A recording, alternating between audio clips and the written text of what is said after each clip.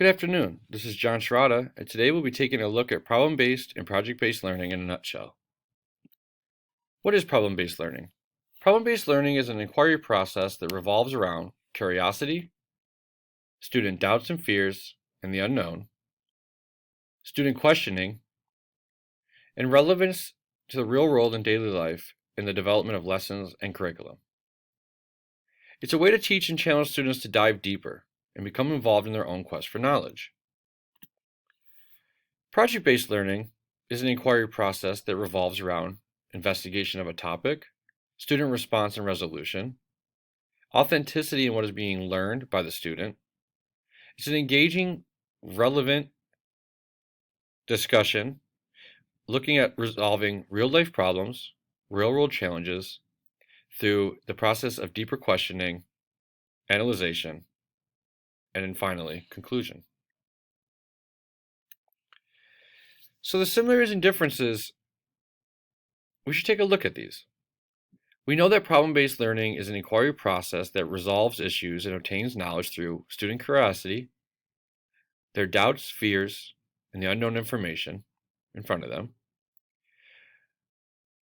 questioning from the student's behalf in order to intrigue and create purpose for deeper research and understanding. And the topics that we discuss, we have them relevant to the real world in our daily lives. Whereas project-based learning is an inquiry process that resolves issues and obtains knowledge through student investigation of a topic, response and resolution, authenticity in what is being learned, engaging real-life, real-world problems and challenges, and an approach with deeper questioning in order to find a solution, or at very least, understanding. So the similarities here are pretty close.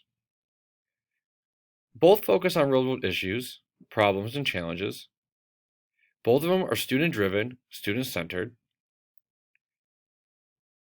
They have a resolution through deep questioning, analyzation, and compiling this data to come up with an answer, or at very least, a deeper understanding.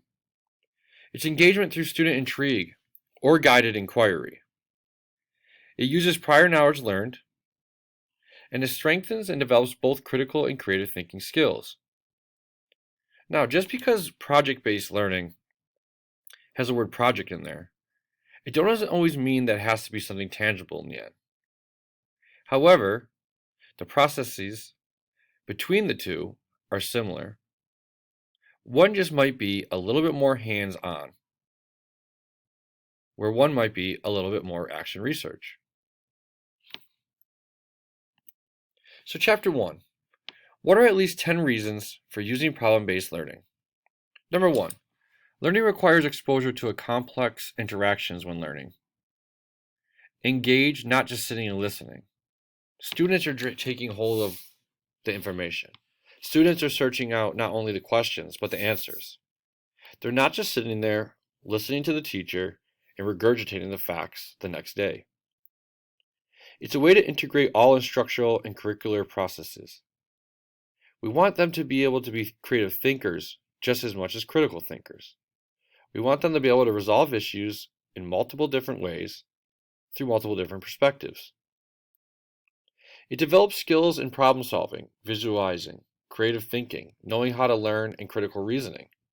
All the skills that will travel on into post-secondary education and most of their careers. It aids in the development of higher reasoning skills.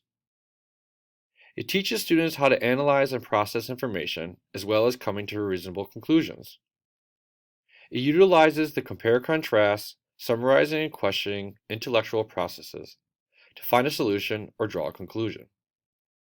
It involves collaboration and cooperative learning experiences, learning how to see how others do things, understanding that there's more than one approach to every problem. It's relevant curriculum that touches on real-world problems, giving our students relevance to what they're learning. It's lively and engaging compared to traditional methods of teaching. And we all learn different And problem-based learning allows for all learners to learn in their own way and focus on resolution through personal exploration and research. Chapter 2. From the list on page 12, what do you think are the 4 most important behaviors, beliefs, or skills? Curiosity. Not only do I think curiosity is what makes us all lifelong learners, or want to find out an answer, but we could say that Barrel, has used this word curiosity many times in the book, especially in the first 3 chapters. We want to intrigue and engage our students, not only by what we find interesting, but what they find interesting on the topics that we present. Empathy. We all need more empathy. We all need to understand what it is to be an empath and to hold a bit of empathy when we are working towards a goal, whether it be with friends, colleagues, coworkers, and most importantly, empathy for ourselves. Learning takes time. Learning takes failure. It's okay. Have some empathy for yourself. Cooperation. We all know that cooperation is key in the adult world, and collaboration helps us strengthen our ability to cooperate with others. And persistence. Nothing comes easy. Nothing is sweet without the salty, and it's always important that we push through our struggles in order to reach the end goal. Chapter 3. What does Barrel mean by curriculum that is boundaryless? After reading the chapters and going back to the word boundaryless, I found that curriculum that is boundaryless has the ability to break down the traditional way of teaching in order to encourage and engage students in working towards solving complex real-world problems. Boundaryless allows for the creation of a learning environment that encourages learning through different points of view and welcomes questioning in a collaborative space. The possibilities of what you can learn and how you can learn are endless. How can teachers infuse student inquiry into their curriculum and turn students' questions into instructional units? I compiled 4 little bullets here. Process and content are key. And if we stay true to understanding that the process and content are key, then I feel these 4 little bullets kind of wrap it up in a nutshell. Students should drive curriculum, and the idea of a unit should not hold true to traditional methods of simply moving through the book.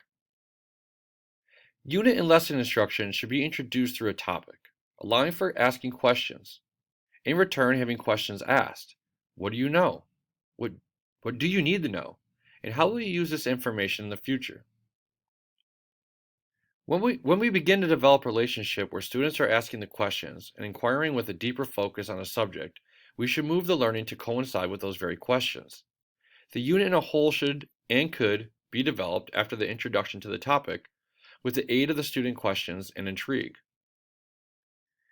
Using state standards, a plethora of resources, and creating a solid foundation of a topic, PBL is the next move in the learning process. Students poll what is relevant, crucial, and engaging.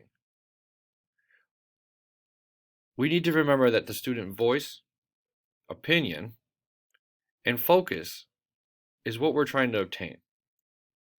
Though we must meet certain standards, discuss certain topics, and move through school years hitting state regulations, it doesn't mean that we can't approach those same topics in a different way.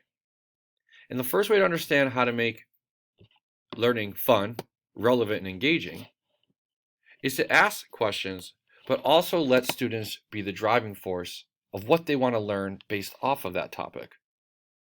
As long as you're able to meet your state standards, discussion points that need to be met within your unit or lesson, then the only thing left is for student involvement.